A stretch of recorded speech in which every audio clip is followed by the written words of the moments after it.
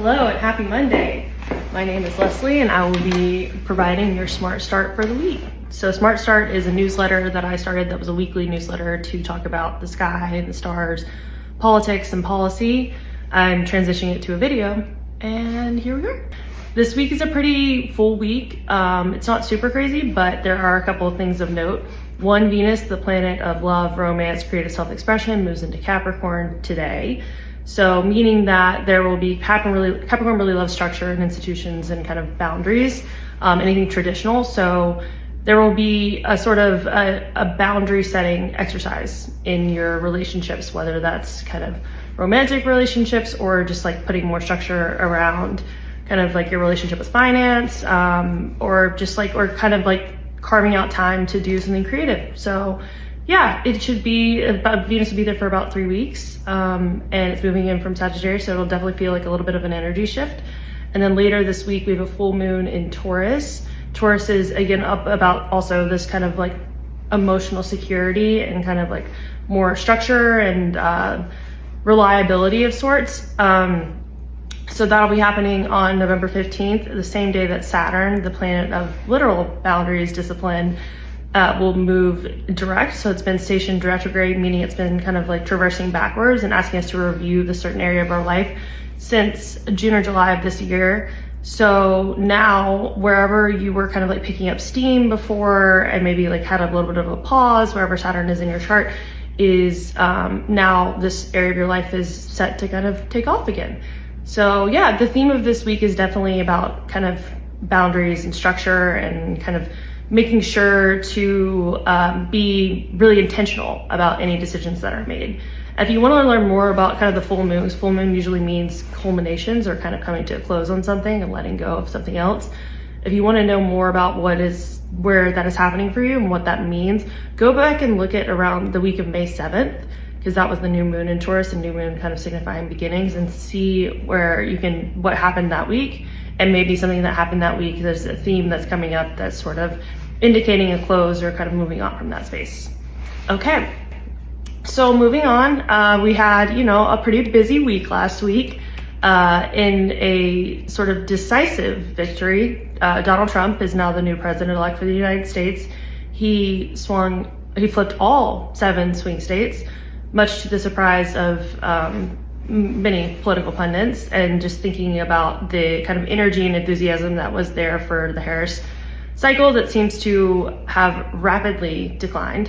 So right now, the Democrats and Republicans are both in different moments. The Democrats are very much in a moment of reckoning and trying to figure out what happened. Senator Chris Murphy tweeted, I'll put it up here, but Senator Chris Murphy tweeted out kind of a 9-step acknowledgement of what went wrong with the party and what happened and how they need to do better. Namely, more of an embrace of economic populism, a la Bernie Sanders 2016, versus kind of putting those people aside. And he noted something really interesting, which is that a question of whether Democrats would like staunchly reject ideas of the Bernie Sanders ilk, or mainstream Democrats do, maybe because that actually impacts the richness, the wealth of their base. So yeah, it's an interesting point to consider, and I think that the Democrats will take this time to really think about who they are as a party forward. I saw an interesting quote that talked about how in 2016, Republicans had the same sort of moment of reckoning when Donald Trump became their presumptive nominee and then president. And so it was just more so thinking about how the party was going to move forward. And I think there was some pushback, but it eventually they came to a bit of an agreement. And although there are factions within the Republican Party, it seems as though the MAGA kind of philosophy is the one that's taken over. And the base, but the quote was talking about how the Republicans have moved towards their base rather than from it, and Democrats have kind of ignored their base rather than moved towards it. So the question will be whether Democrats are willing to kind of move towards the ideas of the base, namely, again, this economic populism, or if the Bernie Sanders style, anti-free trade kind of ideas and such. And so, tax on the wealthy. So we'll see how that shakes out. In the meantime, Trump is planning to go visit President Biden this week on Wednesday at the White House, just in preparation for his upcoming tenure. And he's also starting to announce people that he plans to hire for certain, or appoint for certain cabinet positions, or just for certain staff positions as well. So for example, his campaign manager, Susie Wiles, has been announced as going to be his new incoming chief of staff. And Tom Homan, who was, I believe, the acting, let's see, I wrote this down somewhere because I knew I would mess it up. Acting director of ICE, Immigration and Customs Enforcement during the Trump administration, is going to be serving as his border czar. And then Stephen Miller, who was a part of the Trump campaign in 2016, is also supposed to be announced as kind of a deputy policy advisor as early as tomorrow. So we'll see how this all shakes out. Again, it's kind of, it's happening in sort of a decisive victory where Republicans have won the presidency. They've now won the Senate, and it looks like they're going to win the House as well. So there's a race. There's about 20 races that are left to be called, or a little less than 20 actually. There's 17 races that are left to be called. Republicans, I believe, have accumulated 213 seats in the House, whereas Democrats have 204. The majority has to hit 218. So again, it's in Republicans' favor. So with that, I kind of jumped along, but we'll just go ahead and move to the Hill. So yeah, so it's 214. So 214 seats to 203 seats. So we're still waiting on those numbers, and the Harris campaign is certainly sending out emails to raise money to require recounts, or not require recounts, but to make sure that every vote is counted and that those recounts are happening. So yeah, we'll see how it shakes out, but it's definitely in Republicans' favor at the moment.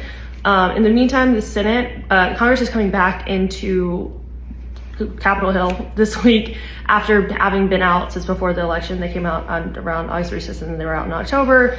And so they will come back, and they're planning to kind of hold a bunch of hearings and knock things off their checklist and get things off of their agenda in preparation for what will be a slew of appointments and nominees that Trump will try to confirm into his incoming administration come January. So in the meantime, the Senate Republicans are they're holding a secret ballot on Wednesday to vote for their incoming Senate Majority Leader. So it's down to 3 candidates. It's Rick Scott from Florida, who was the head of the RSCC, Republican Senate Campaign Committee, and just raised a lot of money for Republicans. And then there's Senator John Thune, who is from South Dakota, and definitely one of the more, never mind, I was gonna say one of the more attractive senators in the Republican Party, but that's not really important, it's just fun tidbit. And then John Cornyn from Texas, so Ted Cruz's counterpart.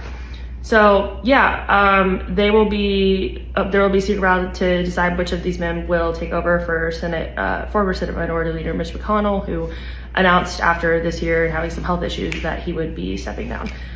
And that's kind of it. I feel like we have it's not a slow week, but it's a knowing week where there doesn't seem to be a ton of surprises. Oh, I guess the one other thing that I will say is that according to reports, Benjamin Netanyahu, who is leader of Israel right now, has been talking to President Trump and plans to end the war in Gaza. So I'm not sure exactly what that timing looks like, whether he would wait until Trump comes into office and then on day one start to have those negotiations, or whether he would do it now that Trump is president-elect. So yeah, we'll see. And if there's anything else that comes up, I will be happy to report on it. And in the meantime, have a great week. Stay warm, I guess. And we'll see you next week. All right, bye-bye.